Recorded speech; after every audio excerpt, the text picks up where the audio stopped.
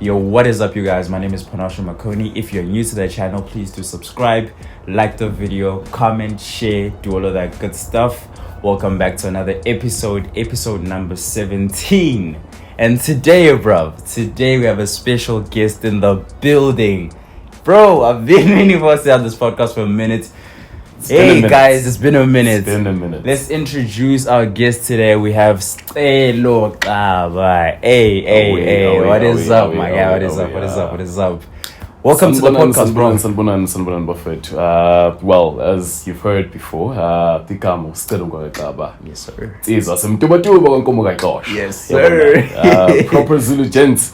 Yes, sir. Man. Bro, it's crazy because I've always wanted to have you on the podcast. I think I started following you back last year sometime. Yeah. And your video popped up on my For You page on TikTok. Yeah. By the way, for the people that didn't know, Scelo is a mini celebrity. Can I call you a mini celebrity, bro? Hey, bro, I don't know whether I qualify in that spectrum, but I do like to think that I'm pretty well known. Yeah, bro. Yeah. Because I remember I started following you last year again, and then I was just watching your videos, and one popped up. It was a video about, I think it was something about Uchwala. Yeah. And I was like, this James, let me just browse through his page. And then I was browsing through the page. Of course, I thought your page was about comedy. And as I went through, I was like, nah, but so there's more content to this guy. So like, let's start here with your growing up and stuff like that. So where did you grow up, and how was it like back in the day, bro?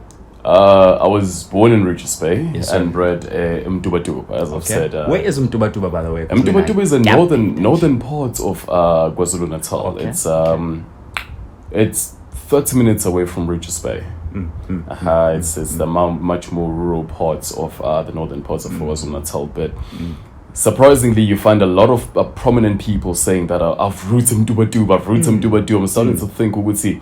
Because you can't go to Johannesburg, you don't find people from Mtubatuba. You'll never go to Durban, you won't find at least 200 people who are from Mtubatuba. Yeah. You know, Mtubatuba is merely 2 hours away from here. Is it big like Richards Bay, or is it like slightly small? Like it's Makai, basically.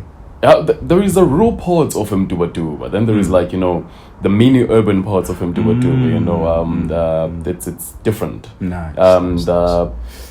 The middle class of Mtubatuba, that's like, you know, Gamsani Township, the Nordale, the town itself, which is a walkable distance. You know, Mtubatuba, you can walk Mtubatuba in 30 minutes. Seriously? Like, you can actually you walk in 30 minutes, and that's all. But That's it's a crazy. very pretty town. Not too much crime. It's just that if ungazazi ukuthi ubheke ukuthi ufunani laphana, you can end up being part of the community, you know, and most of them, you know, are mahlalela and stuff. And if you don't know what you want in life, you end up being like one of them. But if you really know what you want in life, then you end up in place like Durban, no man's in Mdodi like us. You know, Shout so out. yeah. And how was it like growing up there? Wakulela kona, like from a young age, or did you just like, you know, maybe what ages did you grow up there? Like from 5 to 10? No manje. Since I was born. I was born, because apart from when I was born, which was in Richards Bay, the Bay Hospital. I remember that doctor was Mr. Minir Fanikirk. You know, I was born around 1 p.m. and stuff, you know. Yes, so how do you even know that, bro? My mom told me about it when I was 5. Yeah, so I remember I even met the doctor at some point, and there were these pictures that they took and stuff. So my mom, I think, out of everybody, she was the only person who gave birth in a private hospital. And so your dad must have been rich then.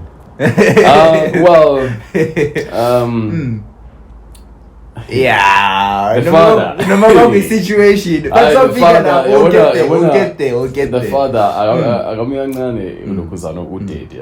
got at my mom, you know, she secured a future before she could even give birth, which is what we will touch base about at some point, you know, with regards to the youth and so on, teenage pregnancy and all of that. God dog, anyways. I grew up in Mtubatuba, namely in a place called Mfegai. So in Mfegai, there's a place they called Umkasela. You know, Umkasela. I feel so that's Zulu, like, man. That's the rural part of Mtubatuba, you know. places where you find your basic person who's employed is maybe your uncle who's employed by this white man. He cuts gum trees. And for a person obviously and stuff before the machines took over and the robots took over, that was regarded as a person osebenzayo.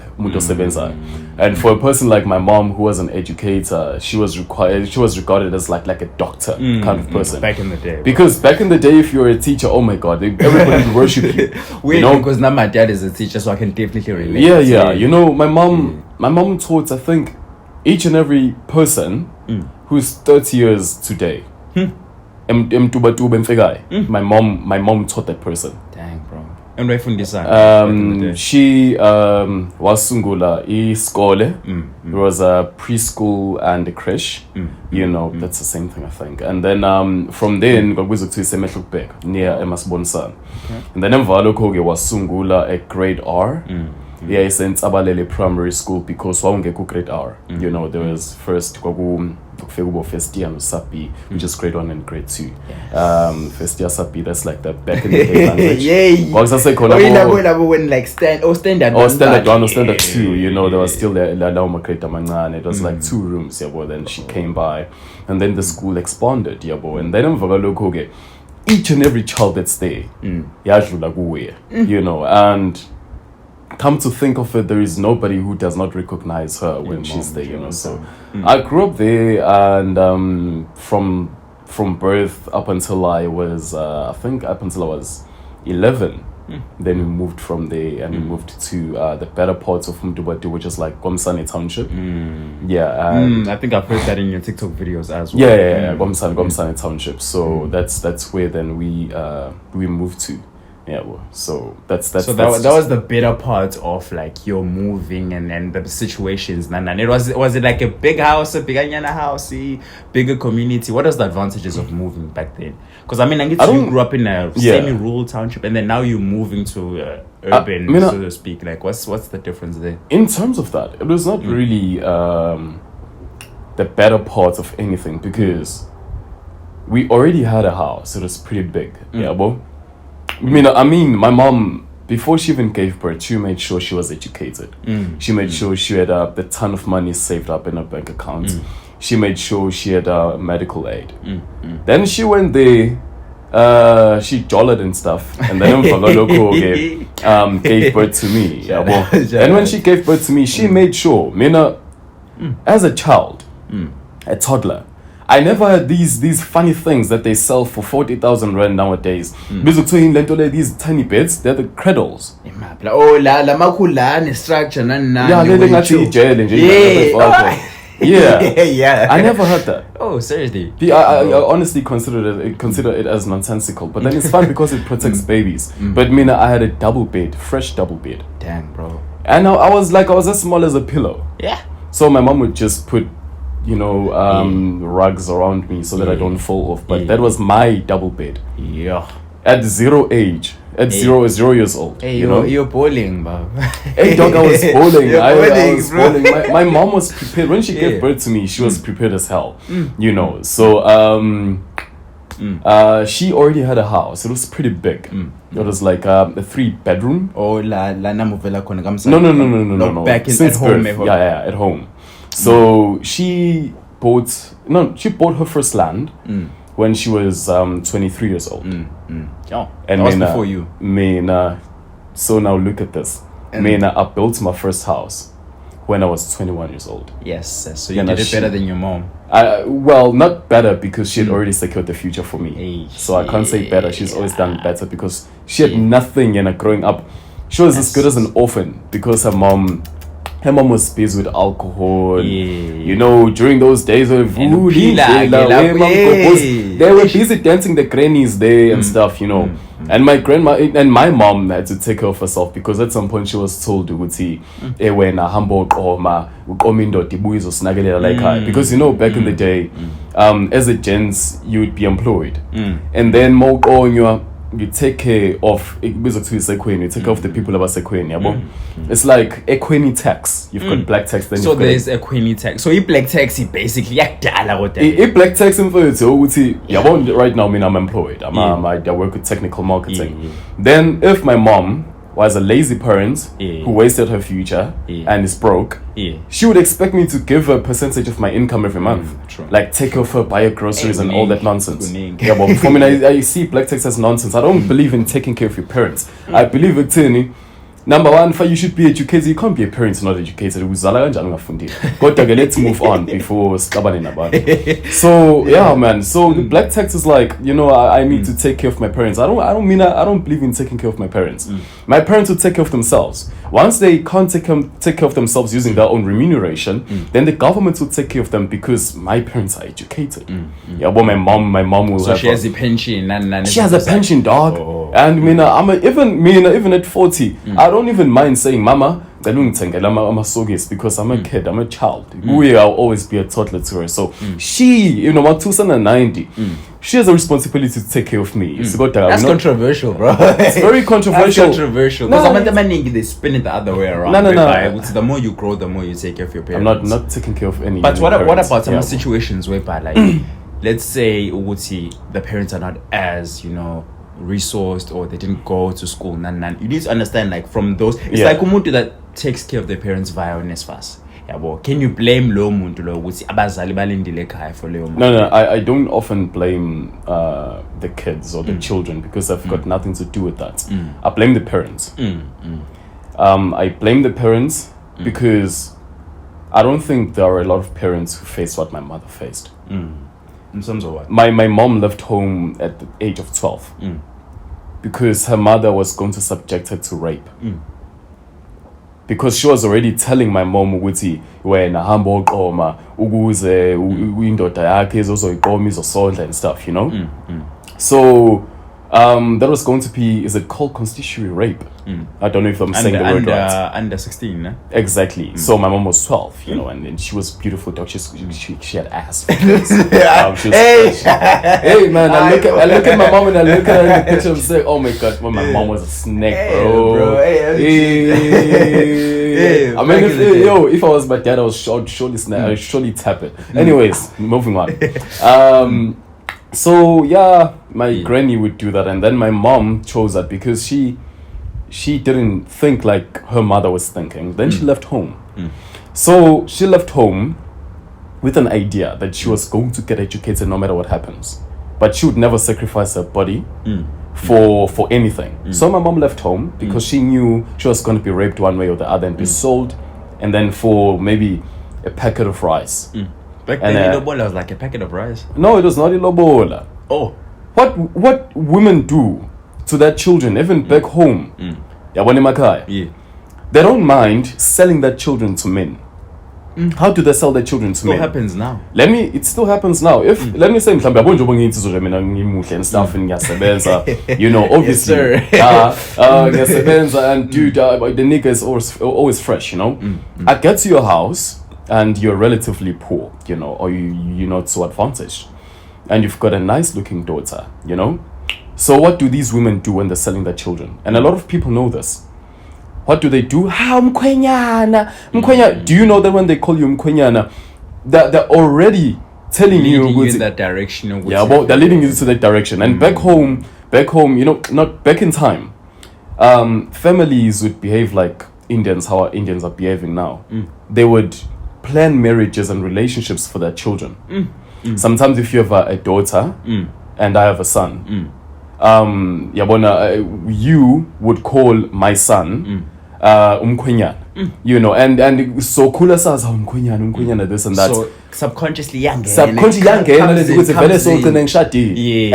babegcine beshadile yabo bona umakhelwane back home lana lana bathi sekhaya incane sekhaya khulu wabambani kwabambani usiswa lapha noshade lapha, So my mom then left home, you know, and pretty smart, my mom, dog, that was the smartest woman ever. If it wasn't for me, she would have, I think, 3 Porsches now and maybe a mansion. The amount of money she spent in me invested and stuff. So, shut up. Yeah, man. And she left home. My mission, like those pastors' houses and stuff. Churches. Okay. And to get food and accommodation, not money. She was never paid. To get food and accommodation, she would wake up around 3 o'clock in the morning, clean the mission, was like polishing the floors, kneeling down with your hand. Yo. I did it at some point because I think now my tells them. Yeah, we used to do that Ellen Tijan, like I told you. Originally from Zim, so we used to do that a lot. Yeah, bro. Yo. So she would do that, you know, that was her life, and around 5 or past 4. Wayezokhipha inkomo esibayeni umama wayelusa wayishana futhi she would muri, bro. You serious? She nearly murdered my dad, you know. My dad ubaba wamshela umama for the longest of times, and then ubaba you know Zulu, man. No, there's this funny story, like, before we continue. When Scelo was here, when I went to pick him up, literally dude had a stick in a mall, bro. Where's my stick? Dude had a stick in a mall, bro. I'm like, it's cool. Like, just chilled, yeah. So yeah, your mom lose, you keep it. Yeah, mama will lose something, and then you know, my mom would beat you up. Yes. My mom would beat you up, and then she was Christian, but also Mazik Fanele was you know. She would then at 5 then keeping comments by any sometimes. He said DPN and stuff, you know, and then before she even went to school. But that's what most people did before they went to school. But yeah, as a woman, it was so iconic for her because having to clean, work, and sustain yourself. Exactly. Keeping comics and then bese yahambi uthatha icathulo zakhe ibhobokile lapha phambili evelopo so and it's winter. Then sometimes makuthi icathulo zikuzohamba ngeenyawo. Back in the day, people walked ngeenyawo ngithi. They would walk for like 4 kilometers or 3 kilometers to school, sometimes more kilometers. And then emvaloko mabefika esikoleni omunye uneshuniki edabukile ichunic is like, you know, uniform. Ama gents lapha avela ngagqoka nama under uyigqoka ama wedrobe, you know, it's like one underwear. Yo, that's crazy. Like it was like dollar. They had one underwear and stuff, you know, a long time ago for and sure. You know, but they were happier. I would say they were happier. There was always an argument that I had with my guys, Uguti. Like, even with people in general, I don't know who I had with. I was like, back then people were happier than we are right now. Because right now you could have an iPhone, you could have sneakers, you could have whatever. But core happiness is not from material things. So we can say Uguti maybe. I mean, struggles, obviously struggles, but they were happier. But anyways, she was walking to school. Yeah, the struggle continues. Yeah, but before I go to that, you know, in terms of being happy, people often confuse us. For example, we're not going to jump into this, but I'm going to touch base. For example, people always say, hey, we were better under apartheid. You know, as much as they say we were happier back in the day. You know, remember, back in the day, people like my women, my mother actually, were oppressed, you know, women in general. Number one, a woman couldn't go and get educated. Like my mom. My mom was supposed to be married from 15 years old. They couldn't get educated. They couldn't go find work. They couldn't, you know, develop themselves, you know? They were always subjected to, you know, being house slaves. Exactly. That's what they called housewives, you know? They couldn't, they had no chance in Pilwin. Yabo? So you can't really say they were happier. And for gentlemen, it was worse. Me, now, I'm in my 20s. And in Izubit, my sin, no 20 and they'll give you isamba semali. Ubaba ehambe kwipotumende khipha isamba semali. Ipotumende, dude, that's Zulu. I'm Zulu. I'm 120% Zulu. Yes sir. Khipha imali kwipotumende kunika it's okay. Nakho Scelo. Nakhe nginakho. Ngicela ungiphumele emzini wami. Lana la ekhaya uzobuya mawususebenza. La ekhaya uzobuya masuyindoda. You'd go naleyo madlana encane uzohamba uye eGoli because uyazi eGoli it was called kwayindonga ziyadu lapho kuthiwani oh my god, my Zulu is running away. Kwanyama kayiphela kuphela amazinyo endoda. you know, the city of gold. Israel. So now, you know, so now with the city of gold, bruh, you would go there. You don't know anybody. You don't know nothing about the city of gold. So most of the people would be lost there, you know. That is why you have most of the Zulu people who are in Johannesburg. That's why we own Johannesburg. We own Gauteng. You get to Gauteng, you find Venda people, you gotta find Zulu people, you find Tswana people, you find Pedi people. Mina ngumZulu, mangifike eGauteng mina ngikhuluma isiZulu. Yeah, I got that, but that's ignorance though from no, people. That's ignorance. That's non-negotiable. The majority of us are in Gauteng. You know, even utoli lapana they speak Zulu light. Zulu sasa Yeah, umalo kanjani. You know, there's a little bit of Sotho there. There's a little bit of Zulu. Mix. You know. It's like Zulu is South Africa's first language, but I still call up. You know, because even if you're foreign, the first language you're gonna learn here is Zulu. You know, so that's true. That's true. So you'd have to move from here, go to Gauteng, and then you have to find a job.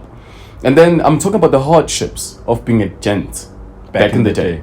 You're young, dog. You haven't even developed yourself emotionally, mentally, and even financially, you know? There's no chance you're going to develop yourself financially, obviously, if you don't go work. Even before 20. So you go there, dog. If it's not in Maplazi, Nabelum, you go out there and you get to the mines. They want your paperwork. There was still some apartheid laws, right? And you're going to be paid, maybe let's say if you were paid, I'm going to just talk about how much you could be paid now. Maybe you'd be paid around 400 or 300 rands a month. A month. You know, I'm comparing it to today's rates. I can understand that the equivalence, but I'm just saying that's not even enough to sustain. It was equivalent to 300 rands a month. Yes, that's people if you had experience compared it to today's rates, you'd be paying maybe 600. And they would save for a gent, you're young, dog. There's not even time for abomachosha and stuff, you know. You don't even have time to meet baddies, you know. Baddies? Were they baddies back in the day? They were baddies, bro. They were baddies. You know, and they would dance to songs like Tati Scoop, you know. You know, and you wouldn't have time for that shit. And you know, then they would move there, they would save like 10 rands a month. They would save 10 rands a month, and you'd work from 20 to 30 to 35 in the mines. Your chest is getting destroyed. Exactly. There were no laws that protected workers. There were no health regulations that protected workers. Our fathers would come back home at the age of, 35. Then at 35, you come back home. You're not coming back home to stay. You're coming back home for December. That's when this thing called that's where it comes from. Bababetsu would come back down from I'm getting goosebumps. They would come back from come back home after a very long time. And as a child, that's why we hurt women. That's why we hurt women. That's the psychology. Oh, do you mean it to Zulu people in particular, or like not everybody? Africans, everybody, even in America. That's why we hurt women. That's why we cheat. That's why we do all of this, because we've never, especially black people, because we've so been oppressed by white people, they've never given us a chance to have parents, because they took our parents away to destabilize the family structure. Because Africans have the strongest family structure in the whole entirety of human existence. Exactly. Have you noticed the Wutmekfia, my cousin, whatever, everybody's together. So the family units of Africa was very solid, and to destabilize that, they had to take our fathers away. They put them in mines for a very long time. They put them in Maplazin for a very long time. In the South African context, because I was watching it on Tuja, and I think it was Dr. Omar or something from America. And in America, it was prisons. Here now, I'm getting from you, it was from the mines. It was from the mines and work, And, in that way now, let me say children from back then never had a chance to experience fatherly love. They never had a chance to know ukuthi ubdoda yini. And nowadays they say ubdoda ukuba nemali, and that's not ubdoda, man. Ubdoda is taking care of your wife, taking care of your children, letting them know that you love them and you're always there for them. And our fathers, or their fathers are never there for them because they had to work. you know. And in that way, we said it, the small amount of money that they even made. And in that way, they destabilized the family unit of Africa, you know, the family structure of Africa. And now, our fathers would come back, you know, Lechili, Goli and stuff. And, you know, if Ipung, or you as young as me, Ipung is like a young man. Zulu. Yeah, a young man. Zulu, you know. the theme of this episode. Proudly sponsored by Zulu. So now, Wawehla is Ipung, and Maufiga is Ipung. You know, if you were working in the mines, bro, you were seen as the doctor of the place. Yes. You know, working in the mines and working at Plaza were two different things. Working in the mines was like the top thing, you know. Everything associated with like white. Everything was and the cars were cheap, so you could buy a car if you're working in the mines, like a Cressida. Hey. That's why it's worshipped. Hey, okay, one in Ambat is a classic, bro. The Cressida is much more powerful in terms of reputation more than a BMW. True. Ikushesha 325i. True. Those are hard to find too. Because the Cressida were owned by people who were like actual were seen as rich, the teachers and stuff, you know. And it's a BMW, you know. So, you know, you'd get a Cressida before you even get a Cressida. So you come back from work, you know, you're coming from Gauteng, you've saved up, right? You're not saving up to go and buy Kushesh. You're saving up to go and buy your own ancestors' livestock from that white man. So then the white men, they even dictated to us, Uguti Lobolo, Uguti Lobolo is gonna be 11 cows. Yeah. Lobolo was never 11 cows. Lobolo was what you had. Because Tina, we know the standard of Ilobola to be 11. The standard of Ilobola was stipulated by a white man who we don't even know, and this makes me very angry. So I don't even want to talk about it. No. So touch base on it, bro. They constituted in the Ilobola. So our fathers would come back from Gauteng, young men at 27 and 30. They came back from Gauteng. They've got the little that they have. They take all of that money. They go to the white man's plaza. There's the cows and stuff. And Zulu men no longer had cows anymore. Because they had to go to the mines and work reverse psychology in order to buy the cows that were taken from them that they owned before. They no longer had land. They had to pay to have land. They no longer had anything, you know. So they come back, young men, 30 years old, you know, at 30 you're still a kid. And then they would go and buy the cows. Then they would go to Unomtandas. So Unomtandas, or your basic lady or your girl, from childhood, she would be told that you're not getting any education, you're not going to work, you're not doing anything, because we are preparing you to get married to Scelo. And that's why women used to advertise, they used to marketing guns up. Exactly. Mkhwenyana. So if the babies would Scelo senze mayini. Oh my bakhona ekhaya, you know, if there was something, they would come and cook, they would come and do everything, they would come and advertise their daughters so that ubaba wami can see ngane kamasibani. Yabo uthi mesubuyile athi yabo imase ngibuyile emfana yazikhona ingane amasibani right kanjani asuke siyibisi. And then that's why njalo mabekubuya insizwa bekuba nemicimbi ngoDecember emakhaya. Then the ladies would come, they dance, and then they would always serve the gents, begqokela bosheqe babo nani, you know, odihla, by the way, the beads, you know. And that reed thingy that they wear to the Bani Zulu thingy, the king thing. Oh, okay. Even back in the day, they didn't have panties back in the day. They would go, they would with I wish I was there, bro. You know, oh man. And only to find out the rates, the crime rates for rape were so low. Exactly. But the ladies were out there with their punani, bro. You know. Anyways, let's move on. So now, you know, girls would come by makaya. Some of them would just make umcimbi for the sake of, you know, partying. It's December vibes. Yeah. You know, and man, the ladies would come, and then the fathers would say, hey man, the uncles, son, here is a girl now must be lapha na ingane yakhe nansi ingane hayi bangamaXhosa labana man izinhle ingane zabo man hey kude phela lena manje awukubuke lapha yana. Then they tell you the qualities of the girl. She can cook, she respects her parents, nani. Those were the qualities of a woman, you know, that are still used even now. Even now, you know, to gauge whether Lomunt is a perfect fit. Dude, even me, I mean, I don't care. I've dated a doctor before. I don't care whether you're a doctor, whatever. I mean, if you can cook, if une pinifa, if you dress from head to toe and awulokhu utshengisa ngeskin sakho, for me I can get married to you noma kuthiwa ufundile usebenzela wa Shoprite hold 3000. I'm your typical Zulu gent. You want to make sure what they the basic principles. I don't care about you getting educated. God, we know. I mean, those are modern day women exactly. now, bro. The modern day women for me now. As tolerant. Oh, men must. That's why I don't date. Must. That's why I don't date. It's because I can't be entertaining these dumb women out there. But anyways, let's move on. So there would be, ceremonies done, and then the ladies would be there, then the parents would advertise their children, and then you choose, and then you are How does that work? You just like my choice is sorted. It just doesn't come to you when you choose who you want. You just choose, or you go to Intombi, and sometimes the parents, on behalf of you, would talk to the ladies' parents. And then they'll tell them our son, they don't build a relationship. That is why Intombi babe twelve. Now it's called kidnapping. Babe twelve Intombi. Babe twelve Intombi. The parents of that girl, they know Guti, the girl, their child, is at that house.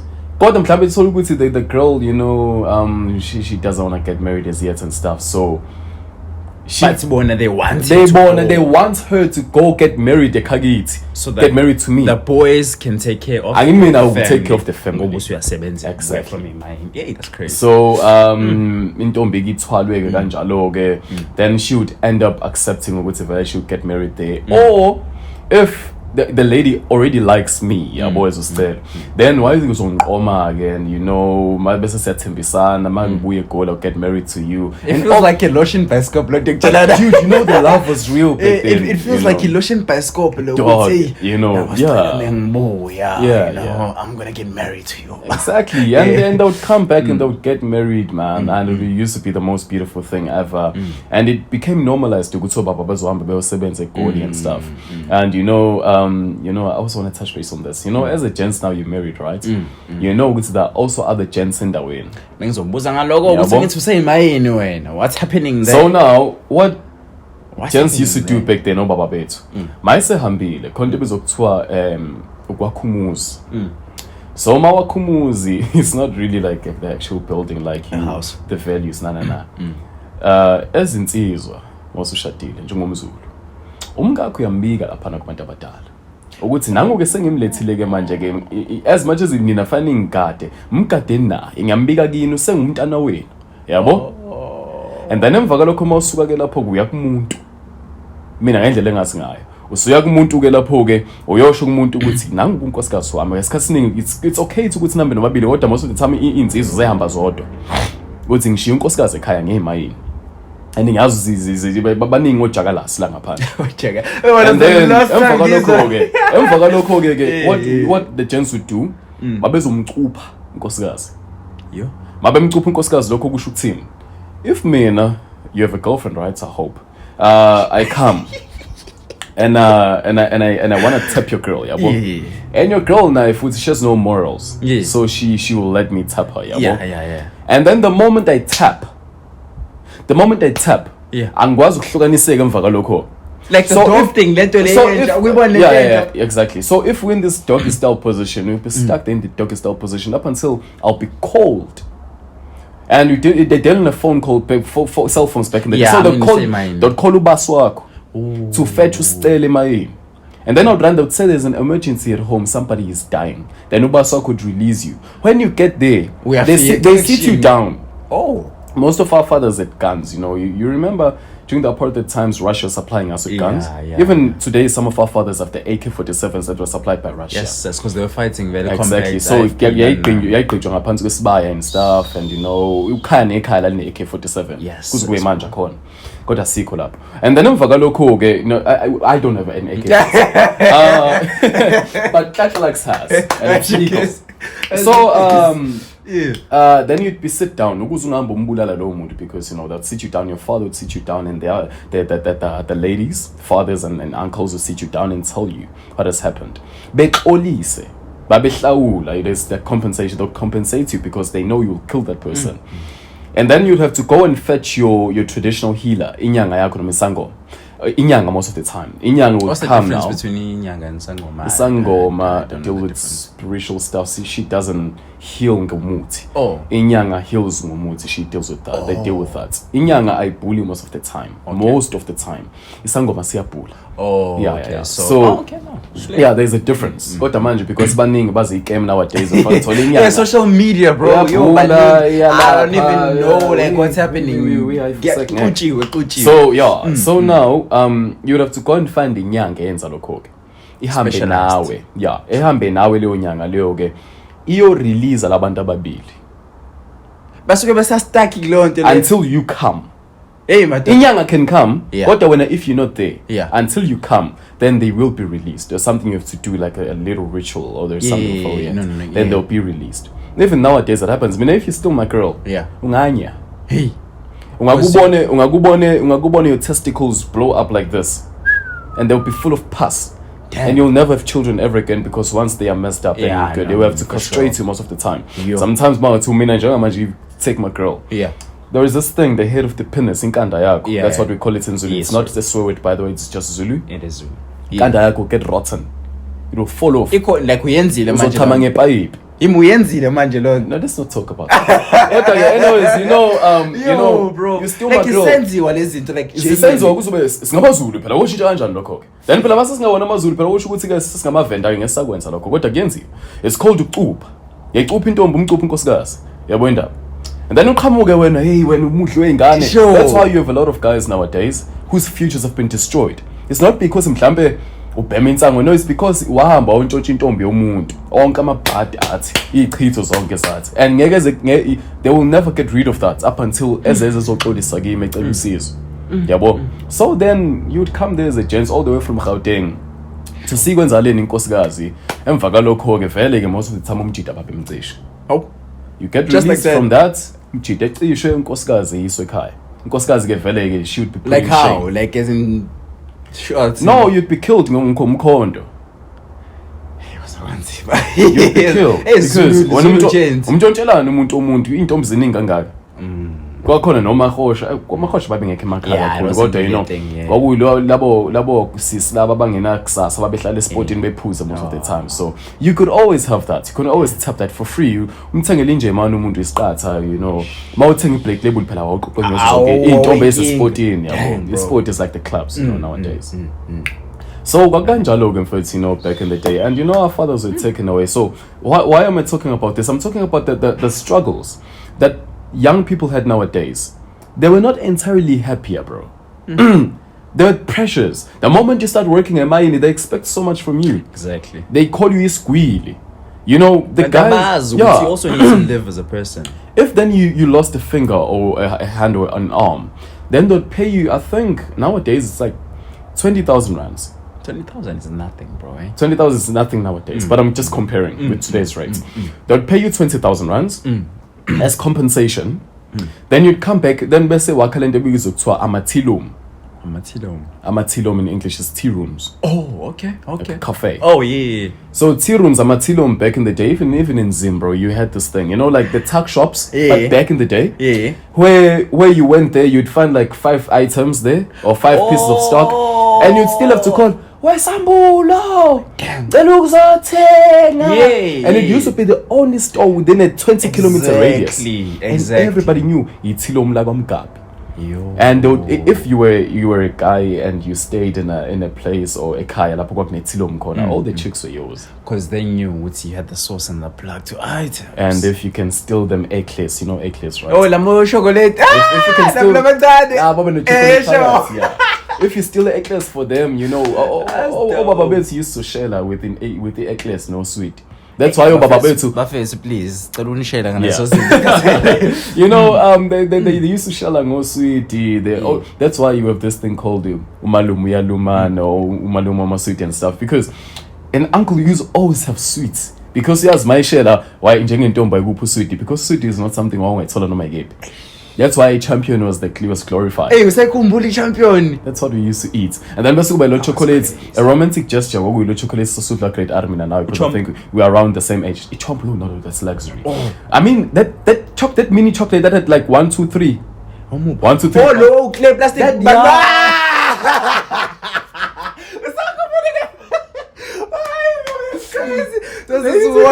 Now they will know. And then because of ube ngathi samint, yeah. blondie. And if you were an upper class gents, for you to be seen as an upper class gents, you always had your all stars, white all stars. And you know in Makaya there's like something which you call isbomvu. Or Soviet. Is it the No, same thing now? it's just all stars. All star. Back in the day, you were only allowed to wear all star. Clean. Soviets was out of question. Only all star. If you're a thug, you were in Izwa, whatever. You all star. Pela. Nya. All star with the keys la. Or Brentwood, So, all star. And if you're seen as an upper class gents nowadays, those are like the Yeats, you know. So, the Balenciaga guys, you know. But the Balenciaga back in the day was all stars Converse, you know. You go there, and for you to be classified as an upper class gents, you'd have to own a packet of endowments. You know endowments, right? Aye, wait a man. How young are you? Those are mints, the white mints. Damn, bro, nah. The ones that our mothers always had on Sunday and our grannies. Ngazi lontujana mina maybe my tubers. No man, endament yangiphakethile green. Nah, they don't know. The older ones will know. Dude, show me. Hey, don't look too much. You may see us here. Hey, I'm joking. I don't even have the wallpaper. Yeah, it's a bit. This one is just side one. Yes. Oh, it's like basically all sweet, like for like special occasions. No. That was for making sure that your mouth is always fresh, clean. Yeah, bro. Like mints. So ushangenge all star, then ushayangenge. Endamenti. And my own phone. If phone yakho was like a break, I would kill you if I were to hit you with that phone. They're like these big phones. And maybe shooter, they take pictures like this. Or they would kaula usofa. If there is something nice around them, they would kauli imbali, and then they would take pictures and stuff. And hey dog. Damn, bro. Maybe I'll remember them. I'm gonna show these are the suits. Oh, they used to be 10 cent, like away 10 cent. Sometimes they sold as singles. Exactly. You know? I remember these.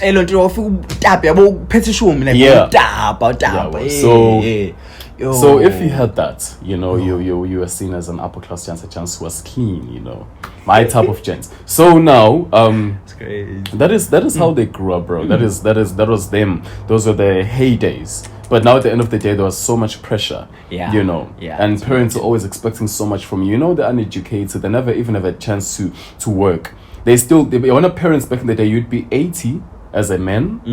And you'd be there working the fields, and umama wako, when you'd be in the mines, and umama wako would be there. We are hlagul, because there was nothing such as a ShopRite back in the day, you know. So babe hlagula. Oh, I think that's why you also promote agriculture. Yeah. So for you, esitolo ethilum wawuthenga isobho, kwakunamafoni akwa Telkom, uyebo gogo. And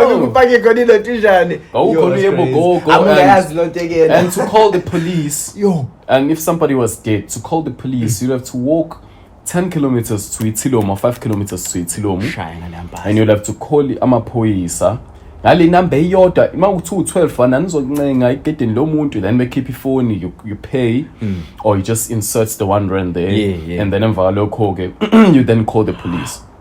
So that was the heydays, you know. That's crazy. Yeah, man, and you know, that was their life. And me, I'm glad you see that that's the happy days, you know. Everything was simpler. Nothing's simple, my guy. That's the thing. At the age of 18, you're already groomed to be a man.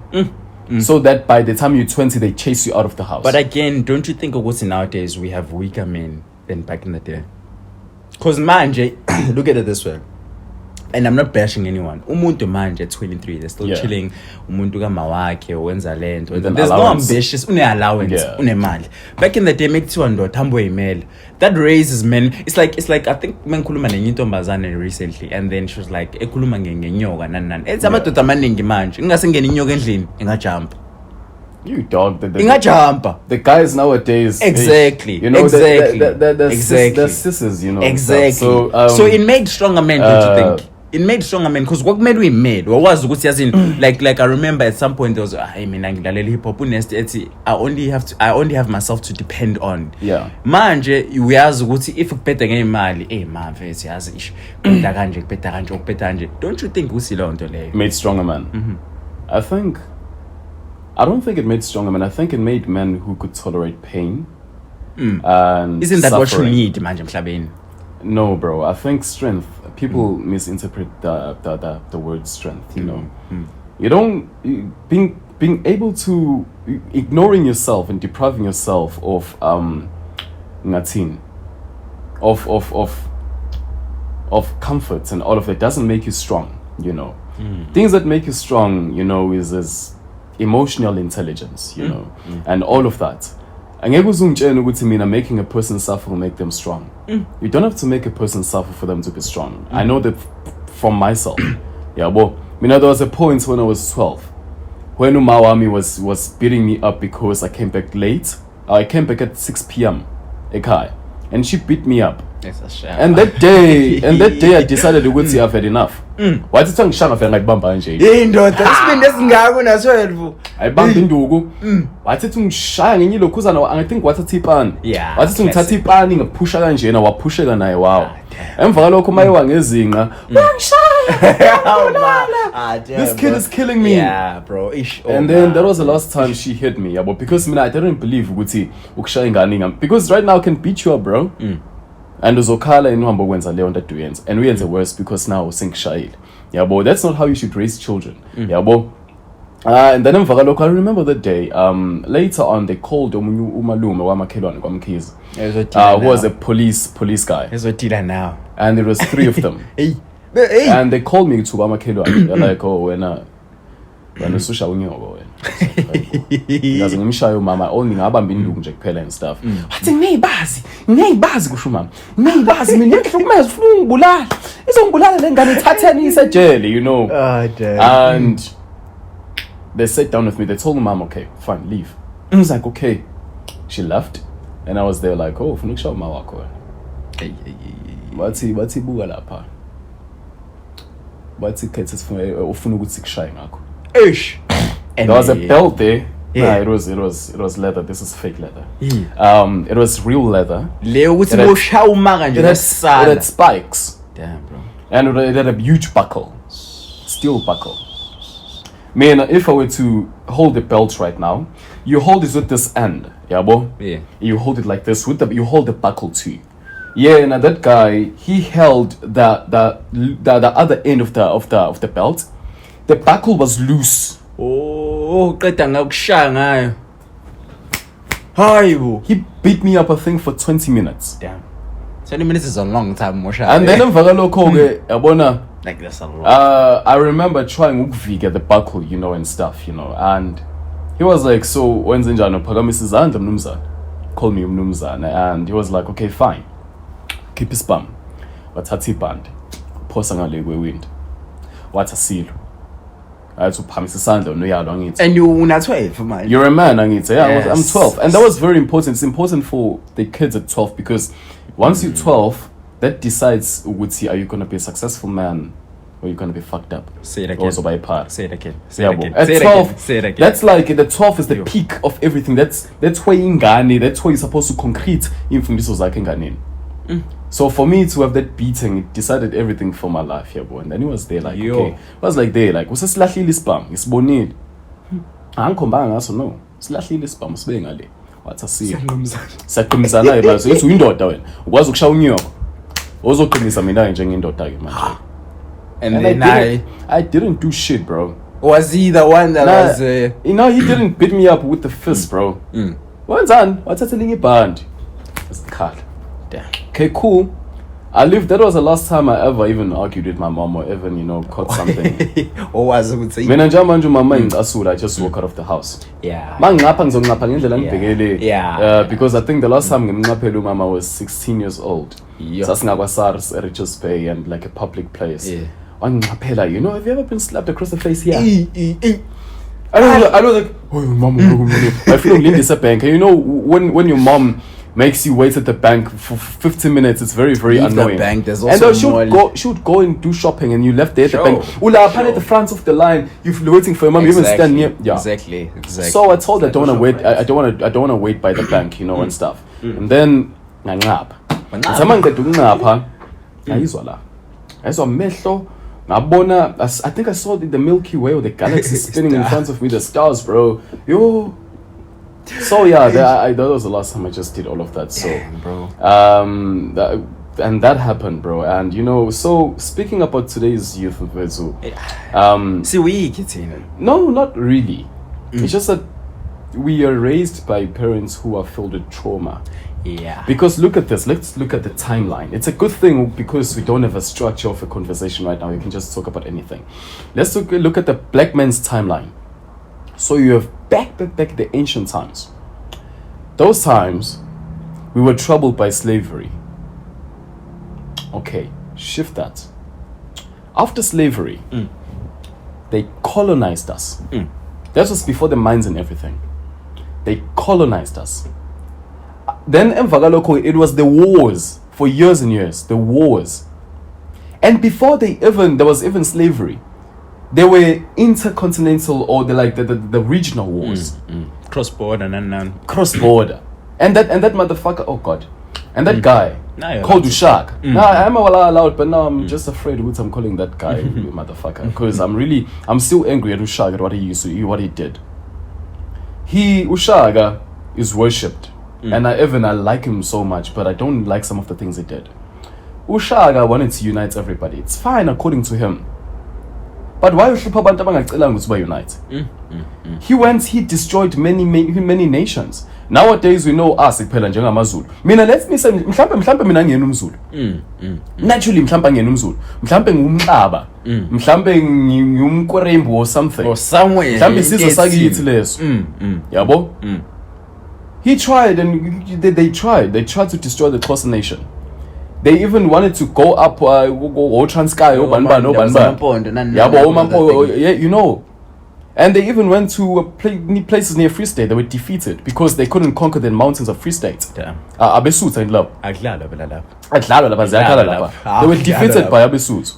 And I just hate how he thought he was entitled to bringing everybody together and destroying nations. He killed kings. Yeah. You know? That's why Ushaga in Nkosi Yamakhosi kuzube manje. And even now in Nkosi Yamakhosi, we all know that. You know? And that's just the one thing that I really, really didn't like about all of that. So now you're the tribal wars, you know? You are Ushaga wife na wonke umuntu ebomzulu ekhulume one in the same language. That's why I say, Mina, I don't feel a lot of pain when people say, hey, we hate white people, they indoctrinated us with Ilokisingisi and Afrikaans. Ushaga, what did Ushaga do? Ushaga colonized people. Ushaga kidnapped people's wives. Ushaga kidnapped nations. He forced everybody to speak Zulu. He taught everybody the values of Abezulu, made everybody lose their values in order to take our values of Abezulu. Ushaga did exactly what white people did to Africa. And people are so angry at white people and they forget about Ushaga. Ushaga would kill you if you were short. Just for being short, just for the fun of it. You know? You know, kill you live. You know? And then he had very strict rules, you know? Yeah, Zulu and yeah. So that's just what's up, you know?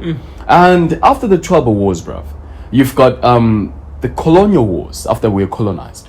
After the colonial wars, you had the mines. I don't know what was between the colonial wars and the mines, but it was then the mines, ne? And then after the mines, we had because we had to migrate upper. The coastal places, the rich places of KwaZulu and South Africa. You know? Now look at how we get destroyed in terms of us developing ourselves and our family structures and all of that, and religion and traditions and whatever. We were busy fighting these things ever since the ancient times. So Africa has never had a day to rest and to work on itself. After that, we had the mines. They discovered the mines, the deep veers and stuff and all of that. And then we had, I'm talking about the struggles of Africans. We had apartheid. And for apartheid, then we had freedom. Freedom. that the so-called freedom, we don't actually have freedom. We're still colonized. Yeah, we really don't. You can't even buy a house in Cape Town. Right? A house in Cape Town is 5 million rands. Yes, a house. yes. That's called financial exclusion. Got a sequel up. Yo. So now I'm talking about. No, you can even talk about that though eventually. But anyway, yeah. So now we had all of these episodes as a Miyagi Hamba with hundreds of years. I mean hundreds of years. And there's no time for a prosperity amongst all these years. We haven't had time to prosper. We haven't had time to prosper. Yo. You know, even first of all, they destroyed the world's greatest library in Egypt and in Mali, Timbuktu. Yeah, they destroyed everything. Wasn't it? Yeah. Africa was getting educated from top to bottom. The education was still coming down. And have you noticed, Uguti, the northern countries, they're more educated than the south. Even Zimbabwe is more educated than South Africa, but that's equal up. You know, so the education was still coming down. Yeah. That's why you'll find Nigerian kids, when they come to South Africa, they pass with straight 7s. Because Nigerians are the most smartest people you ever find. They come to South Africa, they don't have anybody, they don't have parents.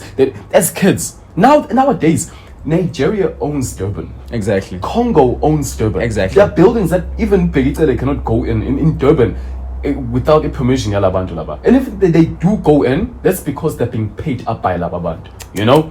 That's because they're smart. Ghost. They come to South Africa, they find us as Claylas Dons, and they come and work. Now, Tina, we have our sisters and brothers who work for these restaurants owned by Congolese people. And we come and say, hey, they came and took our jobs. Bro, you're from Zim. I can't say you come and took our jobs. If I've been here and I've not taken, exploited the initiative or exploited the market. They come here and they see a market. And then they work. Which we know about, but we are lazy. Dang. Yeah, as I spoke to Shepard the other time, what South Africans are not necessarily lazy. So do you think SA people are lazy? Bro, South African people are the worst people you can ever find in Mhlabeni. Dang. You know why? Because they feel entitled. They say, hey, apartheid this, apartheid that, hey, they blame everything on apartheid. Yes, apartheid has contributed largely to why we're suffering up until today. Fine. But if we were so destroyed by apartheid, why do you find a Congolese guy who was a soldier who ran away from the war and came here and he jumped borders? They have 9 fingers or 6 fingers because one of their fingers got bitten by a crocodile in a river. Then to fight a crocodile, they ran and they jumped borders to South Africa. Damn. And they now own huge businesses in South Africa. They're now successful scammers, most of them. You know, they own Mercedes Benzes and all of that. wazalelwa la with resources. Awubulalwa nge-apartheid when uma wakho was not even killed by apartheid. It was their grandfather. Damn. When apartheid has nothing to do with you. So you think, I need to fight for free education. Free education for what? That's a business. That's a business. You go and work, you go find money. Free education, that no. No, go and work. But it also comes to I think remember the whole protest in Nanan. Do you think as much as the students are fighting, I was listening to a video yesterday, and so I think it was Sylvester Stallone. He said, if you go to the institutions, and I've went to an institution as well, you're literally being trained to follow another person's instruction. Where do you think we place emphasis on entrepreneurship in South Africa? Because there's not a lot of people saying let's open up businesses. Where are we lacking? Is it the financial exclusion, or is it we have no knowledge of starting? Because this is the sequence of events as a South African, or as a South African kid, usually, myself included, because I've been here for quite a while. You school, primary, high school, tertiary, job, car, retire. Okay, I'm going to break it down. Where is it there? It's very interesting, that one. I'm going to break it down after breaking down this laziness thing. So we were so lazy. Yes, sir. Because we're playing colonialism and apartheid, right? So you won't go to Muzwabantu mhlambe ekhageni noma la ekhaya. Uzowasha imoto Scelo. Because why you were oppressed by apartheid, I came seven. So you won't go there because they destroy infrastructure to demand jobs. They don't want to look for jobs. They don't want to make jobs. They don't want to do anything. They're demanding jobs for free. They're demanding free education. I think, which is fine because that kind of like Libya had free education. They would pay you to be a student. They're demanding free things. They're demanding a free handout. they think that they're making the white people pay. The white people, who most of them are my friends, even at Tegwini Ring Ball Club, I'm part of them. I'm the only black guy in that Durban team. You know, their kids are overseas. Hey, all of them. Don't worry. Nobody is paying. I know. Nobody is paying for colonialism. Nobody is compensating anybody for anything. Nobody is getting punished for anything. Their kids are not in the system. Their kids are not in the system. They're out of the system. They have exploited the system. They are running the system themselves. They are actually benefiting from when a protest so that they can pay more fees. Exactly. But again, you know, sorry to disturb you, one last question. If we are fighting for their education, so to speak, these kids, can we justify it? Because most of them don't come from anything, so they treat it as a solution. So can we protesting? No, the education part. We want the education, but this is the only escape, so to speak. Because if you come from nothing, what else can you do with yourself besides going to educate yourself and trying to find a job in the market? I don't think students should be protesting for free education. The students should be protesting for these old guys there, Abu Sirin and all these old motherfuckers there, who don't even know their jobs, most of them. They should protesting for the old gang to leave parliament, to leave our government. Because the old gang have got agreements. People like Abu Cyril. Abu Cyril was raised by white people. I mean, English ways. He was bought, that motherfucker. He was bought. He's on a mission. Hey, he owns a lot. Look at Zuma and look at Cyril. Those are two different people with two different missions. Cyril is not serving us. Look at Zuma. Zuma, you'd go there, you have a business, you tell them, hey, Zuma, I'm trying to secure a future for me and my children, whatever. Zuma would make a plan for you, my man. Someone said that on the panel show, if I'm not mistaken. Yeah, they always say that is known. That's why I don't fear saying this. Zuma would make a plan for you. He'd plug you. He actually put in the NSFAS thing just before he left, didn't he? So Zuma cared about black people. That's why he would come and say Mshiniwa, and everybody would say. Hey! Nowadays, come Ramaphosa. I don't know whatever the hell he's saying. yep, and just 10 people or 200 people sing, and the whole venue is not singing anything. Yeah. And that's ANC, not other parties involved. And the ANC sings, you know that. You know that. So, students should be protesting for these old motherfuckers to get out of the system, so that younger people who care about the values of young people could get on board. But now what's the problem? We have what is called the generational curse in South African political system. Because who is put on is put on by a corrupt person who's going to pull the strings. It's like a puppet. The guys at the parliament, they're puppets. When they get kicked off a parliament, they're gonna make plans, they're gonna recommend people. Now, the how we get jobs nowadays, even me, how we get jobs, you get jobs via recommendation. So, for example, if I want you to be a general manager or regional manager of a place, and I'm up there, I will recommend you to the big boss. So that there's no screening process. They just take your CV because I recommended you, and they take you because you got recommended by me. Because they know the reputation that you have. I hold. And they know that I can be held accountable if you fuck up. So now, those old guys can be kicked out of the parliament. Just like how we kicked the white people off the government. But they still puppeting our government officials. They're still controlling them. The white people are there, they're controlling everything. They're controlling the money system. The financial system is owned by whites. You don't have any control in terms of that. Can you blame them though? Beside the history? I'm not gonna blame them. I'm not gonna put any blame on white people. I'm gonna deal with us because we've got the right to decide. Look at Botswana. Botswana has told the beers in the face, we are not gonna let you sell our diamonds anymore. We're gonna sell our own diamonds. They're telling white people what to do now. Look at other countries. I don't know, is it Uganda? Uganda has told white people now and their scams, the LGBTQI scam. They told them, we are not going to allow our children to be infiltrated with this LGBTQI thing. I remember. They told them, our African values have got nothing to do with Western values. These pronouns of him, them, it. I identify as a cat, identify as a steel, a cutlery. How can I identify as cutlery? Those are not my views. Those are Ugandan views. Not going to give you my views because I'm a businessman. I don't want to mess up my reputation. Yeah, for sure. In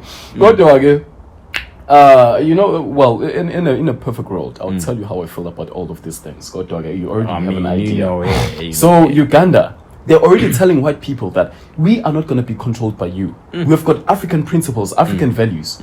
Go to Saudi Arabia. I'm going to talk about this because white people are cowards. Go to Saudi Arabia.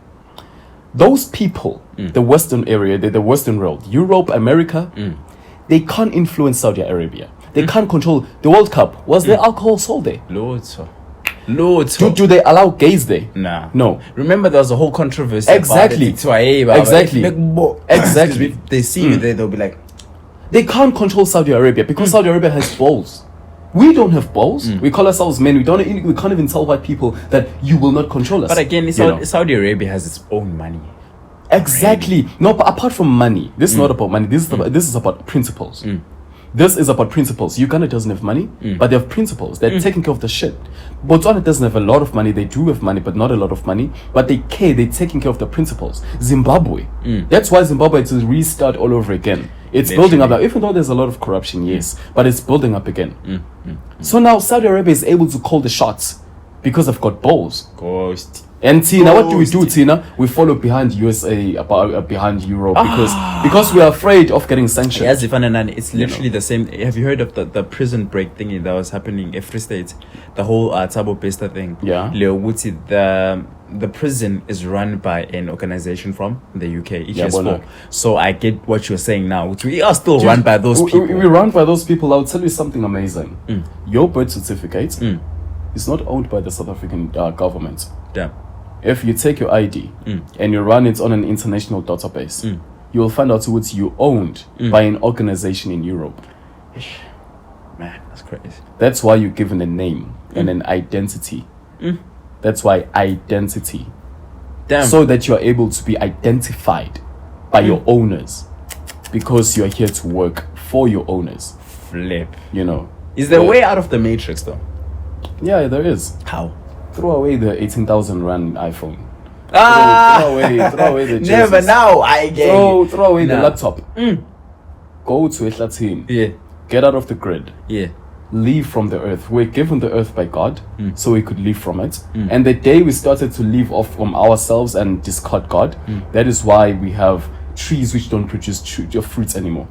We have trees now which we think they're just flowers or trees. They used to produce fruits, but the day we decided we're going to ignore God, that is why everything just discarded. It's crazy. Nowadays you won't find a wild orange, you won't find wild apples, you won't find just growing randomly. Back in the day, because we used to worship earth, when we used to worship the sun, we used to worship our values, we used to take care of our values as Africans. That is why God and nature would take care of us. Yeah. The only way we can get off this whole matrix and being controlled is if we go back to the forest and you leave off from the trees. Now that's not practical, you know. Of course, I was about to so say there's no way we're ever gonna escape the matrix. So how do we move now? We will never. You're a product. You belong to the system. Damn. Your parents belong to the system. There's no way you're ever gonna escape that. The only thing we can do, bruh, work, get paid, make investments, secure futures for our children, go party, walk bare feet at the beach, experience the sunsets, and die. Smoke weed, and die. That's what, nowadays, what we can do. I'm in my 20s. I'm working towards self-development. I'm gonna develop myself up until I've got money, making money for itself, and feeding me income around passive income and stuff around 40 and then from 40 I want to experience life because we haven't really did without money. But I don't want to be buying BMWs. I don't want to be buying. I just want my simple 2011 Corolla that can take me from Ethekwini to Johannesburg or to Cape Town or to home. I wanna have a house which has a roof and a few beds. Maybe some of my equipment just for fun and work. I don't want to be working, obviously. I wanna be having land. So go take a piss or walk around. Wow. Just the simple things. Yes. I don't want a whole huge mansion and stuff. I don't want I don't want anything. By 40 or 50 I would like to get out of the system. But why are you placing an age on that in your success? It's because it's time. It's not really age. Age is time. We don't have age, but age is time. That's crazy. Age is time. That's crazy. No, how old are you? You know that you're in your 20s, right? Yeah, for sure. And we can convert that into seconds. Those are like a trillion seconds, and we can convert that into time. That's why we can calculate with how many hours have you spent on Earth. But it's a lot, so they convert that to years. and years are converted to decades, and decades are converted to centuries. Centuries and whatnot. That's not age, that's time.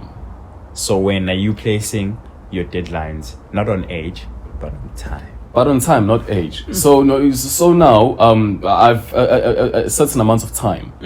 The time is at 40 or 50. And then I'm vagalokoge because I know from 50 I already know that I'm gonna die. So maybe I'm gonna die. I don't know if I'm gonna die tomorrow morning, but I'm saying but from 50. From 50 you're getting prepared to die. Because around 55 or 60, at 55, the food that is made by those white people that's been engineered to kill you, those genetically modified products are starting to kick in. They're bringing up the cancers. They're bringing up the meningitis. Now they start to kick in because your immune system is weaker. So all of these chickens, that is a chick on Monday and it's a chicken on Friday. And it's sold to you on Saturday and you're eating it on Monday as a full chicken. And it was just born. It just hatched the previous Monday. And you're eating it on Monday. And it's stimulated with amalokuzana, with steroids, in order for it to grow. Man, we live in a matrix though. And then you get surprised at 50, you're getting cancer, you start growing in mbimbi at 30 and whatever. People lived to 200. My granny died. She passed away. By the way, I don't respect death, so I don't mind talking of death. By anyway, so yeah, if I say died, it's died. So last year it was around August, November. She died in August. August. She was 162 years old. Yes, 162. Yeah, she didn't eat. Oh, she ate inkukhu Zulu. Inkukhu Zulu is like your free range chicken. Yeah. Ate inkukhu Zulu. Uphuthu yes beludla phela uphuthu la kwa Rhino la Spa or anywhere Cambridge or whatever. Kodwa back when she was a kid up until she was 40, they used to grind uphuthu from milli meals. No genetically modified products. None of that. Like uphuthu from like proper. So those people, my granny, as I told you, she was an alcoholic, but she was never sick from alcohol. Alcohol never destroyed her because she had one of the strongest immune systems. My granny could drink sesame for you spoon and ngeke zebe nalutho. When we put spoon njengamanje zofa dead. So kungaba kusasedla mara sadayiwe isiphinde sabe so groove asidla intombi yakho. So moving on from that, that is what happened, bro. So now moving on, we were still speaking about being teenagers and the youth being lazy and blaming everything on the government and apartheid. Now you asked me something about the educational system, ne? The educational system of South Africa was not designed in South Africa. It was designed in Europe and influenced by the Western countries. The ones that we're using now, the curriculum now. Even now. Damn. It's called social engineering.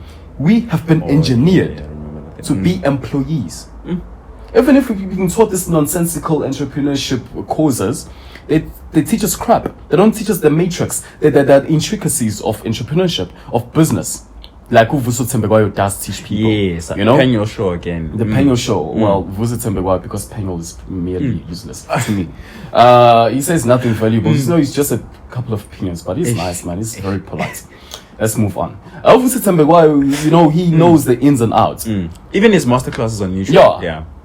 University doesn't teach us the intricacies, the details. They teach us the overall things, like they introduce us to entrepreneurship. They don't go deep into it. Damn. They don't teach you how to run a mine. They teach you how to be the manager of a mine. They teach you how to engineer, how to dig coal. Dude, I don't respect engineers, because you were taught how to operate, to oversee a conveyor belt, if it's the operation is working fine, and if you're digging the coal fine, and all. You're taught how to process, the operations of business. You're not taught the intricacies of business, like the networking, the capitals, the finances, how to accounting, how to control the finance. Whoever controls the money controls the power. Exactly. Damn. So they don't give us power; they give us the illusion of power. So now, say that again, exactly. Bro. Say that so again. Now, bro, what happened? Yeah. we were engineered to be workers. So from our educational system, the educational system of South Africa, they taught us how to be employees. The moment you enter a classroom, what is required of you? Sit down. And you sit down in rows. And those rows, if you look at a factory, that's the same rows that they sit in. They have a break for you. The break is 15 minutes. That's a break. That's lunch, Emain. That is lunch in a factory. That is lunch, M17. And for a guy like me, yeah, man. And for a guy, I mean, I don't have breaks. Damn. I mean, for the work that I do, because I'm properly educated, You just move. I'm at work right now. Damn. I'm supposed to be at office. But you If I want to take a break, apart from having meetings, if I want to take a break at 10 in the morning or at 7 in the morning, when most of you guys are going to work, if I want to take a break at 7, I can take a break at 7. I can go to the beach, go to Joko's, get drunk, come back, continue working at 2 p.m. I can work at 11 p.m. I don't care. You know? That's what education should be like, you know? So the education system of South Africa from back then in the day, they taught you to be factory workers. They taught you how to be mine worker, how to adhere to rules, to supervision. So how to adhere to lokuza nimthetho. How to remember. So now we go to a school of remembrance. They don't teach us write the test. Exactly. They don't teach us how to. They don't teach us ingenuity. They don't teach us how to innovate. They teach us how to remember. Even doctors nowadays, I mean, I don't care about doctors. I don't respect doctors as much as you guys respect us. You know why? Doctors are taught how to remember, how to diagnose. So it's basically copy paste. Yeah. So if I know I've been taught for 7 years, or would see if I see that maybe there's a kukuva line, it's like a bone just like protruding, I'm taught to go, okay, fine, that is the situation is and a condition is in. Yeah, well, let me say, you have, tennis elbows and so on. I'm taught how to diagnose and see what's okay, look. But now, notice, if there is actual work that is to be done, like proper surgeries that need educated doctors, they import the doctors from Cuba and from Europe. Remember when they did that like a few years ago? Yeah, and those are the real doctors. If there is a special pandemic that's been produced, the actual doctors who are going to be imported are doctors from overseas. Damn. Because here, we've been taught how to remember. All doctors around the world, they're taught how to remember. Because they remember. Some of them, they even... I have a friend who's a doctor. She works in Gauteng. She tells me, as doctors, we just Google. How? Because how are you going to remember a book this big? Yeah, you're literally just writing a test. Exactly. And then eventually, the real doctors are overseas. So now we were taught at school how to remember. We were taught how to adhere to rules. We were taught how to adhere to operations. That's why even our mathematics is different from Nigeria. Nigerian and Zimbabwean mathematics is much more advanced than our mathematics. Cambridge system and stuff, yeah. Bro, you know Zim. Zim is so advanced. The education system, surely. The best educators you can get from Zimbabwe. Yeah. The best educators. I was taught by a Zimbabwean guy from grade 4 up until grade 6. Shout out to him, bro. The English, it was Mr. Mashogo, by the way. His kid was Theophilus. Oh, such a naughty motherfucker. Go back in the day. I remember his dad would be like, I will beat the blackness out of you, my boy. Welcome to the Zim life, bro. Yo, reminds me of my dad. Beating. Anyways, bro. You know, my dad. Though. Yeah, bro. So we were taught how to be processors, how to run operations, you know, and we were not taught how to innovate.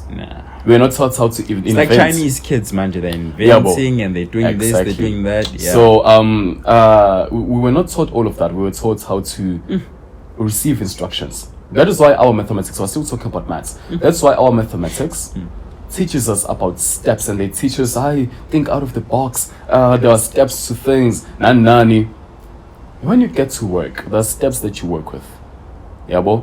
And you remember once they say think out of the box, and that's where the mathematics comes in. Mathematics is so useful, by the way. I love it, even though I'm not very good at it. You know, that is why they say think out of the box. Now that's where you apply the mathematics. You don't have to actually use real numbers, but you can actually think. It teaches you how to think.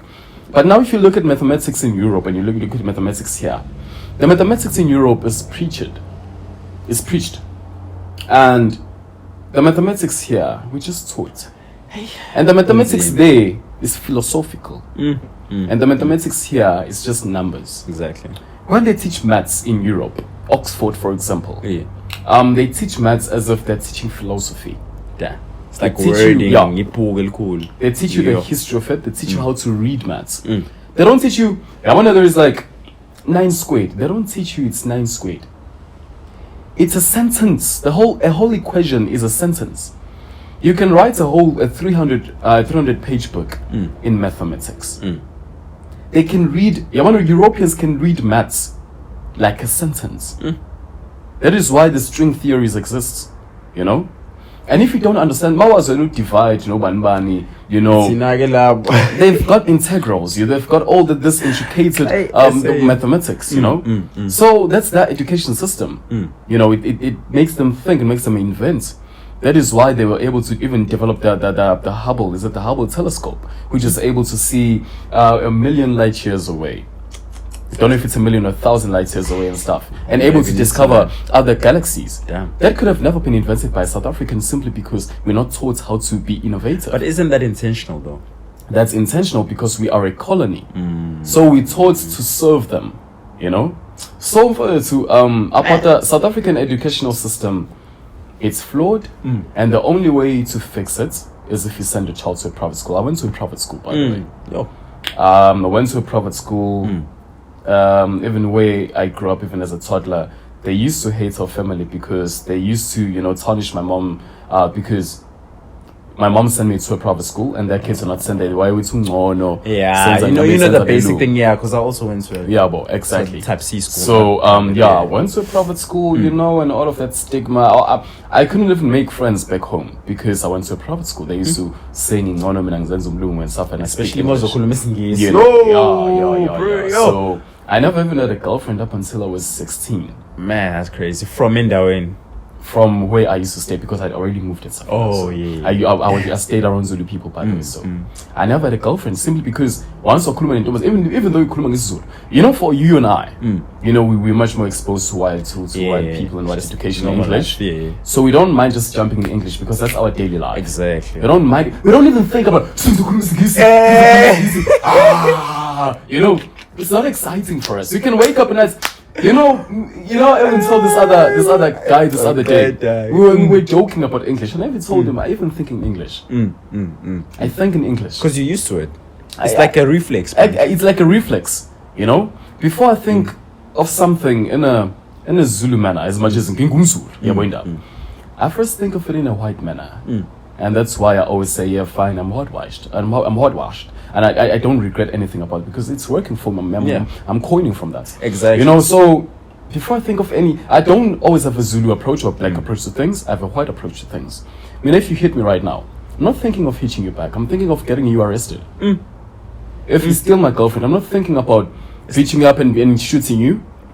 I'm thinking about, damn, I'm Scelo, I'm handsome, I have a beautiful voice, I just nice. You just move on. I've got girls waiting to date it's like the thing that you're showing me, the podcast thing about the copyrights thing. Exactly. I've got women waiting to meet me. I'm a high value man. I don't think like a typical Zulu man. Yes, Zersky. Onto that. Get you. So obviously you get punished. Obviously, you get dick or rots and whatever. I'm Zulu. I've got this part of me. It won't hurt me much because I've got an English approach to things. I want money. I don't think like a black person. I don't think I don't think black. You don't want to be settled, basically. Nah, what are the final things in life? I need money. I'm gonna work. I'm on a private school education. We were taught how to think, not how to be thoughtful, not how to receive handouts. If I need money, right now, I'll sit down with myself, take my diary, which most black people don't have. I'll take my diary and I'll draft down. We were taught that at primary school, that if you want something, if you want to achieve something, write it down. And I'll brainstorm. Right now, Durban is a huge market, but people, because they want imsebenzi, they don't know about that.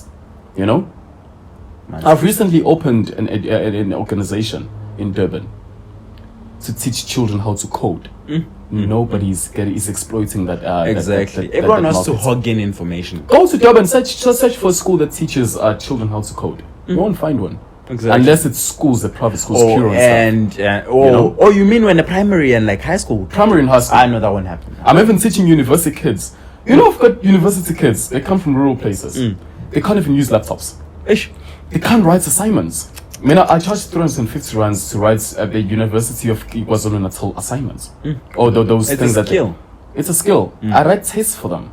Okay, fine, don't get me arrested. Sure. I write tests for them. I help them write the test. I help them navigate around my laptop. I set up Zoom meetings for them because they don't even know how to operate the things. The thing they know, that's what I'm eats, by the way. I'm told my laptop. I'm gonna move now, Just think, cause what's a boy? Oh my word. I'm fine, I'm gonna move now. They don't think would fage is software as when coding and laptop. Exactly. They don't think They don't think Fago LinkedIn. They don't think they should be making money on the side using the laptops they have, even if they are in varsity, you know. So for me, going back to thinking like a white person, there is a certain mentality, and this is not thinking like a white person really, but it's a white mentality, and then there is a black mentality. You can be white and have a black mentality. That is why in the world, I'm not talking about all of these things that make everybody inclusive. In the world, we have white and black. I wouldn't say white. The yin and the yang. Oh, okay. And, not in terms of colors, not in terms of skin color. You just. I'm not talking about in terms of skin color. Oh, you just mean. We've got white and black, white people and black people, and those are not people of color and people who are white. We're talking about mentalities. You know, that's why you hear a black person say, "Hey, I don't like black people." Not that they don't like people of black skins. I mean, white people. I won't really say they love me, but they welcome me. I know their faces brighten up